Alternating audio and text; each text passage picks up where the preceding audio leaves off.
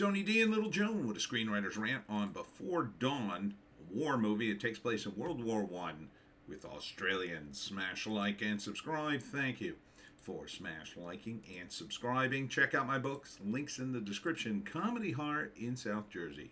It's the Pineys, books 1 through 13, available at Amazon.com. Don't forget, Kindle Unlimited is free. Very historic movie. You see very bushy mustaches. That's usually an indication. It's about World War One. It sucks. I mean, the war sucks, not the movie. Movie looks fine. You know, I think it would be the normal notes in a war movie. You know, everybody thinks they're gonna go home. Guys die, and guy messes up, and then later he becomes a hardened veteran. And a lot of actors I do not know. I assume most of them, if not all, are Australian. I dig this dude's hat. He's got a cool hat. Should probably have a helmet, but the hats are awesome. Screenplay by Jared Russell, directed by Jordan Prince Wright. Yeah, don't recognize any of these guys. So, an Australian World War One movie about how much it sucks to be in war. Don't know if you're really going to get anything new out of this. I mean, there's some historical references to certain battles. Sure. I mean, that's something. But, you know, to me, the trench warfare was kind of like, I don't know, it's just kind of redundant and horrible. You know, I mean, I don't know how much you can do with this. You know, after all quiet on the Western Front, I honestly don't know what more you could do in terms of war stuff. I don't know what you're really bringing to the table here. You know, other than, it's from the Australian point of view. That's something. That's something, you know.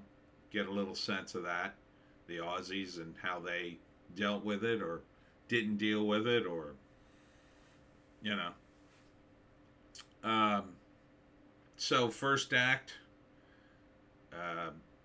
it was a time where men went off to war, and that was like a thing. Like, you were a wimp if you didn't go. Like, how could you not go to war? And it was kind of like an adventure, or at least that's the way it was sold to a lot of people. Of course, they'd get there and be like, "Oh, this isn't an adventure at all. This sucks." You know, you could not go at that era. You just couldn't not go. They'd conscript you, and that part of it, I don't know if it really comes out in any of these movies, but you know, I think most people who went thought they had to go or wanted to go, thought it would be something else. They didn't look at it like, oh, well, my chances of dying are high. No, they looked at it like, oh, other people are going to die. So that's kind of part of the first act, and then they go and they're marching, and they don't realize how bad it is at first. Again, it's like an adventure. Oh, we're doing stuff. We're with our buddies. That's kind of more like my sense of it during World War One. The rules were a little looser, so you could sign up together with your buddies, and you'd end up in the same infantry unit or whatever. They just didn't even care enough to separate people. And they probably thought that was good for morale, and it was. You save your buddies. Except when your buddies started to die, and then that's bad. So the second act, yeah, the war hits home. Bunch of guys die. And one guy in particular, I think it's this guy. I think not him. He's the guy. He's the d-bag. You know, at first he confronts him over a mistake that gets somebody killed, but then later he finds his heroism and saves the dude. Sounds like goes over the wall or whatever it was, the wire. Was it the wire or the wall? I don't know. Saves a dude and sort of redeems himself. So it's a bit of a redemption arc. in terms of the heroism. Unlike All Quiet on the Western Front, which was just really, really depressing at the end. If you haven't seen it, it's good though. That's a good one. So I think this guy is going to survive. In the third act, the war finally ends, and what was it all for? That's kind of the problem with war movies, you know. At least ones that are going to be serious and follow the history, they just kind of end.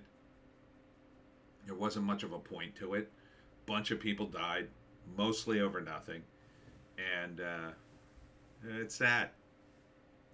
It's very sad. It's why I'm not a huge war movie guy. You know, maybe if it's a comedy, maybe it's more adventure oriented. It's not realistic, but I'd rather see that in a movie. All right, here's some info. Before Dawn is an epic retelling of Australia's most significant triumphs during World War One. Oh, okay.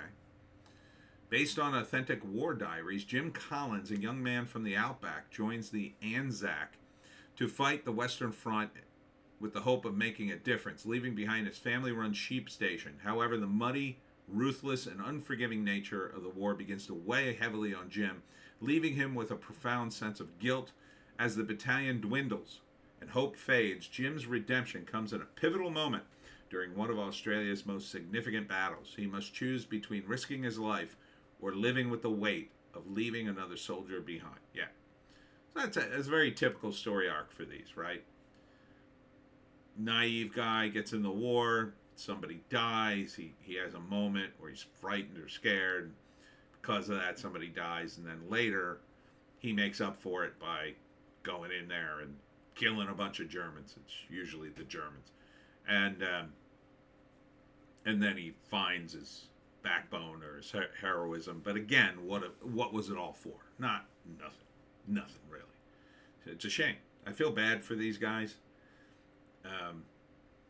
That's part of the reason I can't watch it. Although I hear 1917 is really worth watching, but this looks fine. You know, it looks authentic. The accents are a little thick. It's kind of hard to understand some of the dialogue, but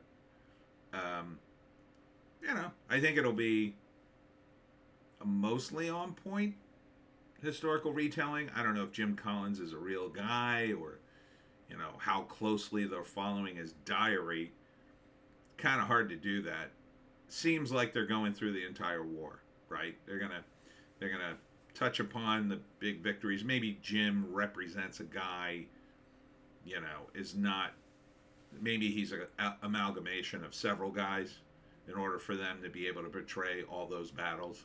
Because guys did go home eventually. I mean, some guys just, you know, after a while, they just send you home because, oh man, you survived this long? All right, well, you can go home. So, although some guys would never leave, right? And just, you know, constantly, oh, we got to win this thing. So, yeah, I wouldn't see it, but it's the kind of movie that would be on a Sunday afternoon on TV back in the day. Just sort of be on in the background. Oh, there's another war movie. They just all kind of blend in. Although, you know, you get the distinctive helmets in this one. Yeah, nothing for the ears, though. Nothing for the ears on these. Anyhow, that's it for me, Tony D, and Little Joan. Check us out on Odysee, Bitchute, and Rumble for our more base takes. If you can find a more base take, I say, take it. Nothing going on this week, but tune in for the live stream on Sunday where we do it live. See you in the next one.